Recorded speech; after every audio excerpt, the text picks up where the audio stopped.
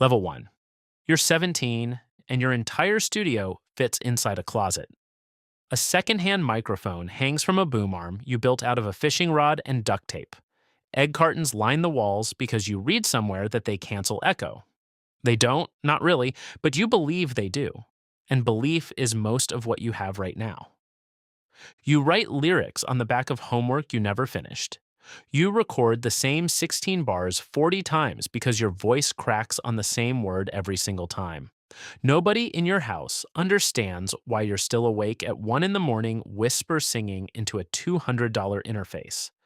You post a song online, 11 people listen, 4 of them are your cousins. You refresh the page anyway because right now 11 people feels like the whole world paying attention to you. Level 2. You're 19.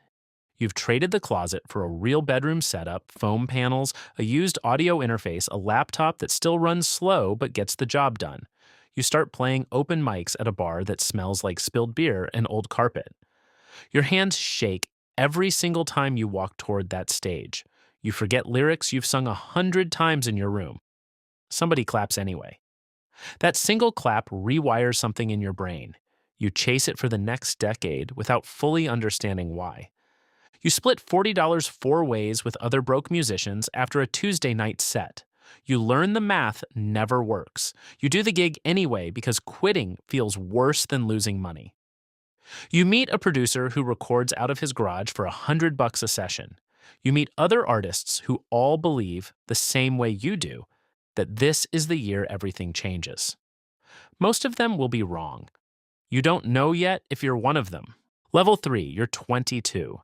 You've got a full project out on every streaming platform, and for the first time, you understand something dangerous.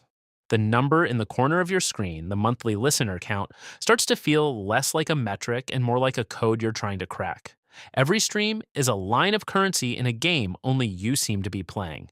You stop checking it once a day, you start checking it every hour.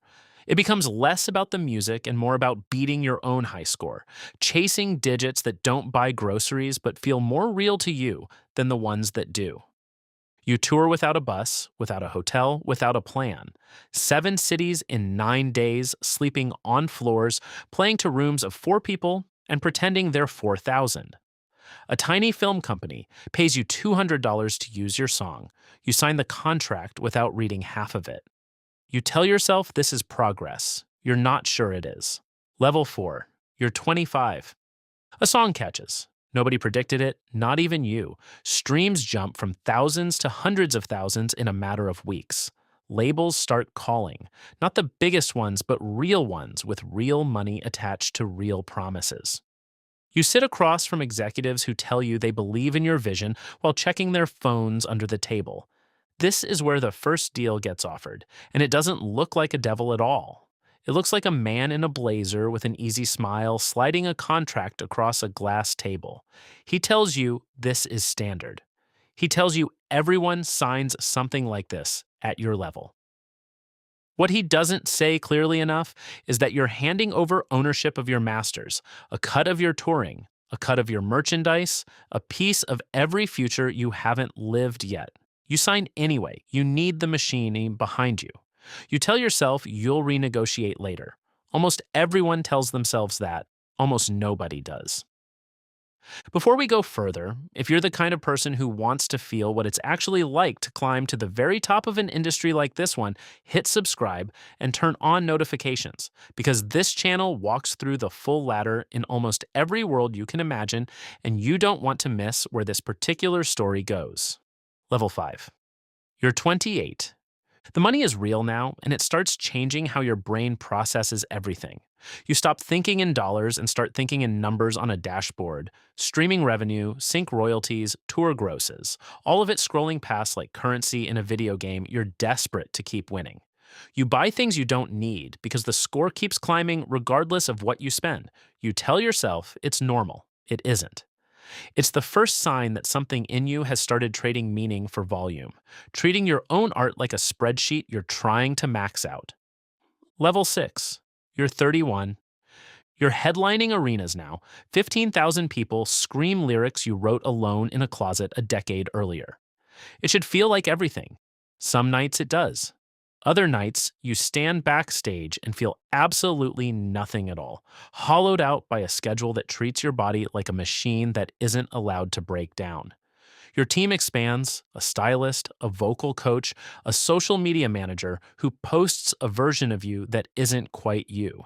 You start performing your own life as much as you perform your songs. Level 7. You're 33. The label wants a bigger version of the sound that made you famous, so you sit in rooms with songwriters half your age who've already written 3 number 1s. You record songs that aren't fully yours because the calendar says a single is due in 6 weeks. Somewhere in here, you stop remembering the last time you wrote something purely because you needed to say it. The label calls this efficiency. You start calling it something else in the privacy of your own head, but you don't say it out loud. Level 8. You're 35. The vocal damage nobody warned you about finally catches up. Nodules on your cords. A forced 2 week silence that feels like punishment. You cancel 4 shows. The refund alone costs more than your entire first tour ever made combined. Meanwhile, a relationship that started before any of this fame dissolves somewhere between tour stops you can barely remember. You start missing things: funerals, birthdays, your mother's Sunday calls. You tell yourself the sacrifice is temporary. It never is. Not at this level. Level 9. You're 38. This is the fall, and it comes faster than the climb ever did. A leaked recording from a bad night in the studio. A canceled tour blamed publicly on your health. A label that quietly stops returning your calls the moment your numbers dip below whatever threshold makes you worth the investment. The same executives who once flew you to expensive dinners now treat you like a liability on a balance sheet, a line item they're actively trying to erase. You realize, standing in an empty green room that used to be full, that you spent over a decade converting your entire life into a currency that was never really yours to keep. Level 10. You're 42. You're not famous anymore, not in the way you were. You do smaller venues now, theaters instead of arenas, crowds who remember who you used to be more than who you currently are. It stings less than you expected. For the first time in years, you pick up an instrument without checking a single number afterward.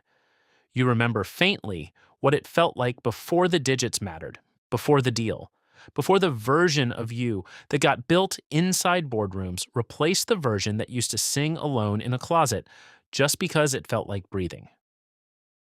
Level 11. You're 50. You teach a masterclass now to 18-year-olds who record into cheap microphones in bedrooms that smell like nothing important is happening yet. You tell them the truth nobody told you, that the numbers will try to become the whole point, and if you let them, they will hollow you out exactly the way they hollowed you out. Some of them nod politely. Most of them don't believe you. You didn't believe your mentors either. Somewhere tonight, a 17-year-old is recording into a cheap microphone in a bedroom that smells like nothing important is happening. She has no idea what she's about to trade or what she'll get in return. She'll find out. They always do.